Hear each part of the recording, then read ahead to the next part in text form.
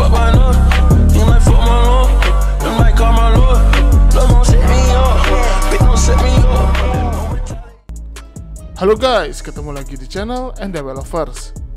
Boruto Manga Chapter 72 sudah memperlihatkan bagaimana Momoshiki memperingatkan Boruto jika dia akan mengambil alih tubuh Boruto suatu saat nanti. Tapi ternyata ancaman yang lebih besar justru datang dari Kode. Kode yang sudah tidak beraliansi lagi dengan Eida dan Daemon ternyata sudah mempersiapkan perang dunia shinobi kelima yang akan dilaksanakan dalam waktu dekat ini. Apakah para shinobi sudah siap menghadapi perang yang lebih besar daripada perang sebelumnya ini? Kali ini kita akan bahas Boruto Manga Chapter 72 part kedua. Tapi sebelum lanjut, jangan lupa untuk klik tombol subscribe bagi yang belum subscribe, dan klik tombol like serta share video ini di semua sosmed teman-teman. Let's check it out.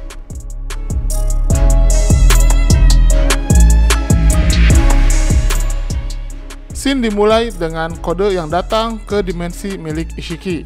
Kode menggunakan tanda cakarnya dan dia masuk ke dimensi itu. Dia pun diikuti juga oleh Bug. Bug hanya mengatakan, "Sialan, bisa tidak lebih pelan sedikit?" Ketika Bug sudah sampai di dimensi ini, dia pun kaget dengan adanya simbol-simbol para Otsutsuki utama yang datang ke bumi. Dia hanya mengatakan, "Tempat apa ini?"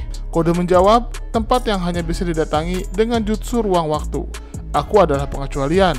Aku bisa keluar masuk dengan bekas cakaran yang kutinggalkan saat Jigen membawaku ke sini. Kita akan dalam masalah kalau itu sampai hilang." Bug pun menambahkan, "Hei, kok harus jamin aku bisa keluar dari sini?" Kode tidak menanggapi, tapi dia justru masuk ke suatu tempat di mana Jubi berada. Kode memperhatikan Jubi itu yang dengan tenangnya masih ada di sana sambil sesekali menggeram.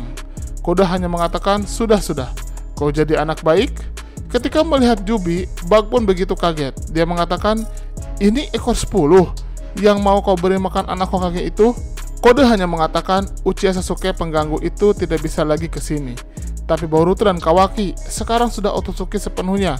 Mereka tak lama lagi mungkin akan menguasai jutsu ruang waktu. Lalu tempat ini tak akan aman lagi." Bug hanya menambahkan, "Ini bukan urusanku.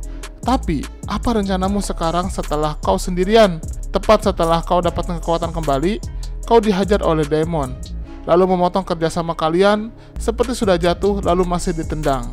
Kode menjawab, "Jujur saja kekuatan Daemon itu tidak terduga, sungguh di tingkat yang berbeda. Aku kalah telak." Bug pun hanya mengatakan, "Itu sebabnya aku mau mencegahmu untuk membangkitkannya. Aku sungguh berharap kau mau mendengarkan." Kode hanya mengatakan, "Ya, tidak ada gunanya menyesali masa lalu. Kau tahu, aku sangat terpukul karena patah hati. Bisa coba lebih simpatik sedikit? Tolonglah." Bug pun hanya menjawab, "Aku tak paham dirimu. Bagaimana kau bisa begitu santai dengan situasi seperti ini?" Kode terlihat menyeringai dan mengatakan, "Bukankah itu sudah jelas? Karena keadaan sebenarnya baik-baik saja." Kode menambahkan, "Pokoknya, pertama kita atur ekor 10 menjadi ukuran yang lebih praktis." Bug sedikit bingung, "Atur?" Sepertinya Kode berencana untuk membawa ekor 10 ke dimensi manusia, dan dia ingin menggunakan ekor 10 itu untuk menciptakan kekacauan atau untuk menculik Boruto secara langsung. Tapi di sini dia tahu jika ukuran ekor 10 yang luar biasa besar akan sangat sulit untuk dipindahkan dengan kekuatan cakarannya. Dan itulah kenapa dia harus membuat ekor 10 berukuran lebih kecil agar bisa dengan mudah bisa dia pindahkan. Di sini pun Kode melakukan sesuatu dan tiba-tiba muncullah tenda cakar di mata Jubi. Tidak hanya itu, Jubi atau ekor 10 ini juga terus dikelilingi oleh tanda cakar yang semakin lama semakin banyak, di mana tanda cakar berbentuk sabuk hitam itu semakin mengelilingi dan menutupi seluruh tubuh dari Jubi yang sangat besar itu. Dengan kekuatannya yang sudah mencapai 100%, Kode tentu tidak mengalami kesulitan melakukan itu semua, karena dia sudah tidak memiliki batasan lagi. Kode hanya mengatakan, "Bekas cakaran itu dibuat dengan mencampur sedikit saja besi dari darahku dengan cakar yang diwujudkan secara fisik. Itu setengah materi, setengah cakra. Senjata rahasiaku. Dulu ada batas berapa banyak yang bisa kukeluarkan secara sekaligus. Tapi diriku sekarang bisa memakai cukup banyak untuk menyelimuti makhluk ini. Kemampuan yang sebelumnya mustahil." Bug hanya mengatakan, "Kau menyelimutinya dengan bekas cakaran? Untuk apa?" Kode menjawab, "Sudah kubilang, aku akan mengaturnya lebih kecil dan lebih berguna." Ternyata setelah itu, Kode mulai melakukan sesuatu kepada Jubi atau ekor 10. Dengan seluruh tanda cakar menyelimuti Jubi, dia mulai memotong-motong Jubi seperti layaknya kita memotong-motong wortel. Dengan potongan yang begitu kecil, Kode ternyata ingin menciptakan pasukan Jubi yang berukuran lebih kecil daripada ukuran aslinya. Bug yang melihat itu hanya mengatakan, tubuhnya mengecil dan duri-duri itu terus membesar. Kode pun menjawab, Bijo secara sifat adalah kumpulan besar cakra. Jadi aku hanya membelah-belahnya seperti mencuil bagian darinya, sebuah model tanah liat. Dan ternyata terlihat sekali mulai timbul tanduk-tanduk kecil yang mulai terlepas dari tubuh Jubi. Sekarang apa yang akan terjadi? Kata Bug. Dan di sini kita bisa melihat tanduk-tanduk itu pun mulai membentuk tubuh dan terlihat seperti layaknya Zetsu putih. Tubuh itu pun mulai bisa bergerak, tapi di sini tubuh tersebut layaknya seperti Jubi hanya bisa menggeram saja.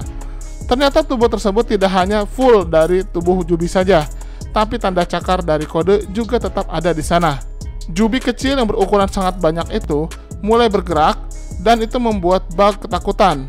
Ada satu Jubi yang mulai masuk menggunakan tanda cakar yang dibuat oleh Kode dan dia pun bisa berteleport dan berpindah ke belakang Kode.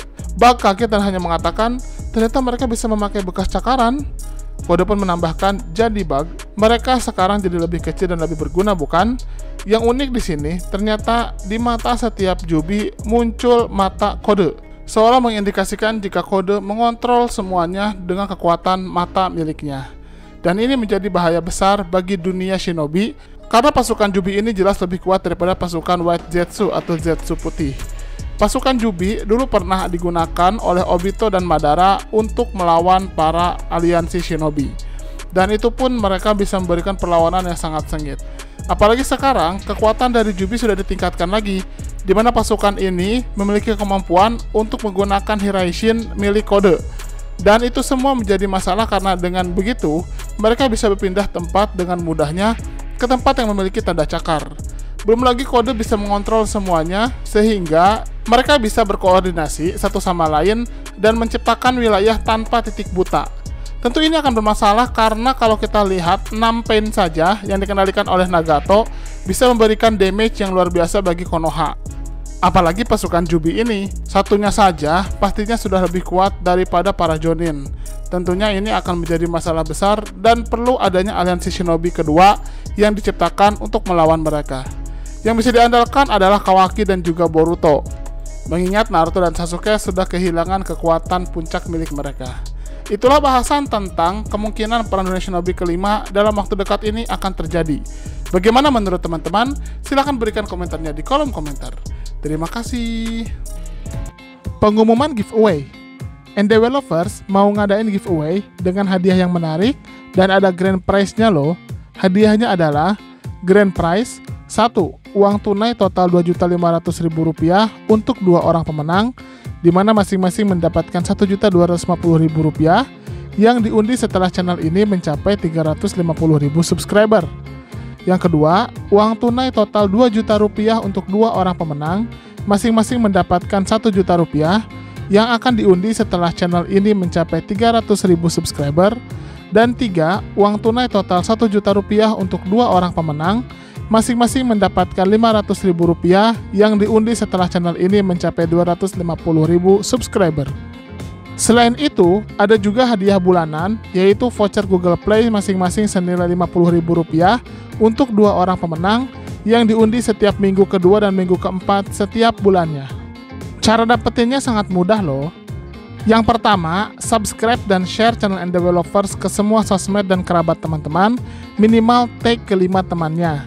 Yang kedua, teman-teman komentar pakai hashtag giveaway Endeavor Lovers di video mana saja yang tayang.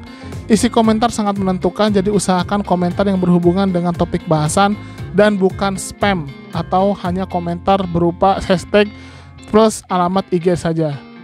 Yang ketiga, wajib sertakan nama akun Instagram teman-teman di setiap komentar untuk menghindari penipuan pemenang. Yang sudah mendapatkan hadiah voucher Google Play tetap memiliki kesempatan untuk menang salah satu dari 3 hadiah grand prize, sehingga tidak usah khawatir tidak akan dapat hadiah grand prize.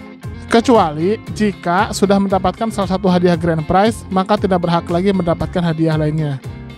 Pengumuman pemenang di kolom komunitas dan Instagram resmi Endeavor Lovers. Udah itu aja. Bebas mau komentarnya apa saja dan mau di video mana saja. Tapi semakin sering berkomentar di setiap video yang tayang dengan hashtag dan juga dengan alamat IG disertakan, maka kesempatannya akan semakin besar. Semangat ikut giveaway!